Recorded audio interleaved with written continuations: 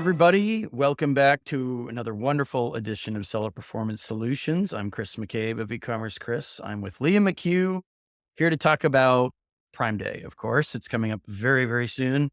Not just what you need to focus on in terms of competitor attacks. We talked about that quite a bit all throughout 2023. And Leah posted about this on LinkedIn yesterday. We've had a lot of interesting comments and a lot of click throughs on that. But we also want to talk about things you might be doing to get your listings restricted by Amazon itself, not competitor attack related, but things that aren't compliant. And these are things that, Leah, you see constantly, whether it's Prime Day or not. So I thought you could kind of talk about the restricted product part first. Yeah, well, we tend to see an upswing in restricted products being flagged. I think partly because a lot of people are making changes to their listings around Yeah. peak holiday periods or peak sales periods, I should say. I guess Prime Day is not an official holiday. It's an Um, Amazon holiday. yeah, I think at Yeah. this point it's a holiday. Partly because people are making changes to their listings, which they maybe shouldn't make. So, we've talked before about adding keywords to your listing, which implies a disease claim or implies that your product is a pesticide or implies that your product is for children when maybe you don't have the testing for it to Right, be of a children's course. product.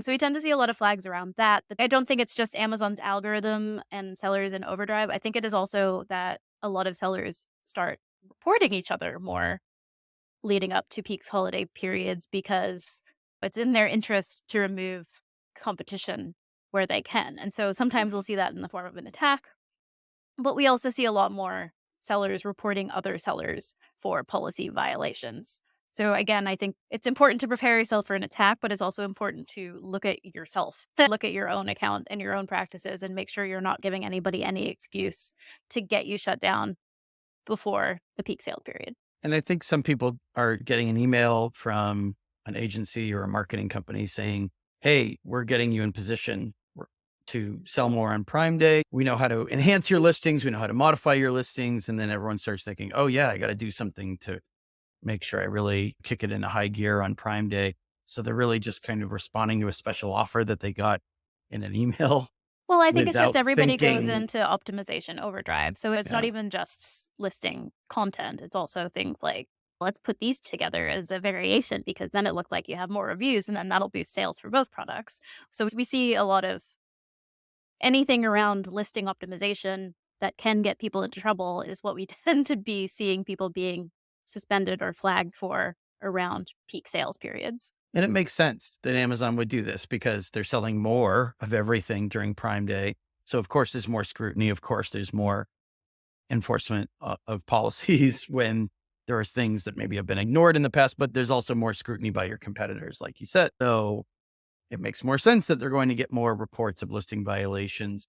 We're constantly reporting listing violations to Amazon, and we've noticed that they take a little bit longer to respond or to review things around this time period simply because of the volume of Right. reports going in. So consider that on both sides. One, you might not get flagged until right before Prime Day because you've been reported already, perhaps, and haven't taken action on it yet because they didn't get to it. And also, if you're looking to report competitors, they might not respond right away. They might not review it correctly. You might have to send it in 2, 3 times just because they get easily backlogged and things are misplaced, misunderstood all the time these days. Well, and listing violations are also one of the easier things to report people for. I mean, all Yeah. you have to do is look on the website. You don't have to do a test buy. You don't have to go through any sales funnel. You can just see it.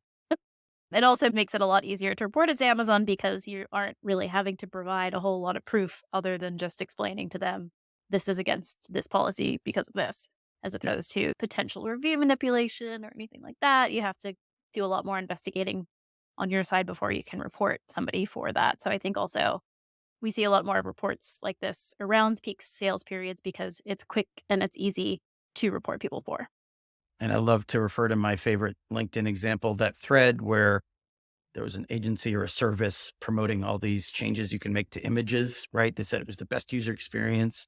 And then there was an Amazonian on there saying, by the way, this is 100% wrong. This Anyone who is, does well, this not is going to wrong, get into just trouble. 100% against terms of service. Yeah. Well, and the idea, we talked about this in a prior podcast, but the idea that because you see people getting away with stuff means that you should be getting away with it too, or means that Amazon's okay with it and it's policy compliant simply because you can see it. and it's live on the site. That idea is one that needs to go away as quickly as possible. And also, people are picking up on trends that they see posted on LinkedIn, posted on Facebook, posted anywhere with these special offers. Consider the source of the information.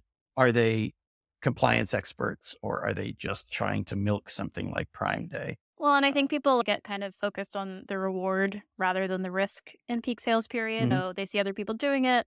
They're like, oh, it might be against policy, but I'm just going to do it anyway because it is a higher sales period, but they're not really considering the risk that your entire account could be shut down for that peak sales period. Right. So I think it's a combination of multiple factors, but part of it is also more risky behavior on sellers' side, maybe not doing as much research as they would normally as they're preparing to sales optimize everything for Prime Day. Speaking of great segue point, speaking of not doing enough research, let's talk about abuse reporting That's and attacks, and make sure you research. Don't just assume you're being attacked by a competitor who's just trying to take you down and using any means to do it. Research things you might have done yourself to get your listing suspended before you start pointing fingers. If you have Yeah. done that Well, research. that's something else I wanted. If something happens to your listings at this time of year or any time of year, really, it's nice to assume that you did nothing wrong and it must be an attack. But really, the first thing that you need to do before any action is taken on your side is to make sure that you were actually not violating a policy yourself, because we do get that quite a lot where sellers come to us and they're like, I am being attacked. And we're like, no, this was a correct action by Amazon. You It's a did knee your own jerk. thing. It's a knee jerk Right. reaction. So let's run through a quick list of the typical types of attacks we see during peak periods, right? Back end keyword abuse is a good place to start. Yeah. Keyword abuse is consistently a popular form of attack. What I'm seeing more in the keyword abuse area is, well, actually, sort of gone full circle at this point because we saw this years ago and now we're seeing it again. Comes back, yeah. But I'm seeing a lot more keyword abuse where when you talk to catalog, they say it's a retail contribution, which a lot of sellers tend to think means that Amazon put that information on their listing. But what it actually Mhm. means is that somebody used Vendor Central to attack your listing. It's a good point. It's a popular form of abuse because if it's a retail contribution, it is a little bit harder to correct. So it does have a tendency to get you taken out for a little bit longer than if they were just putting in incorrect keywords from an international marketplace or via the API. Well, there's many forms of async contribution abuse, right? I think a lot of brands still assume that because they're in brand registry and they're the brand owner, that they 100% control any contribution to a Yeah, listing. sadly, no. But it's also, again, it's similar but different category abuse. So people getting products moved into a different category or moved into an unbuyable category, one that we saw a few years ago, which I'm still kind of impressed with. But if only they used this for good instead of evil. Right. They moved a product into the mobile app category. So then the product was only purchasable from a phone. You couldn't buy it from the desktop site. So we see a lot of stuff like that during holiday periods because, again, it just reduces your sales and knocks out their competition from their category. And it's also quick and easy for them to do. Right. And of course, sometimes we see detail page abuse. We see people having their titles arranged. Hijacking, Things. we see a lot of listing hijacking this time of year Yeah. too, particularly if you have a very good selling product with lots of reviews. And then, of course, people using some illicit service to buy from you and try to pump those keywords into their complaint in terms of this is unsafe, this is Right. hazardous. I went to the hospital. My whole neighborhood was in the hospital because they were all sick or they were all injured.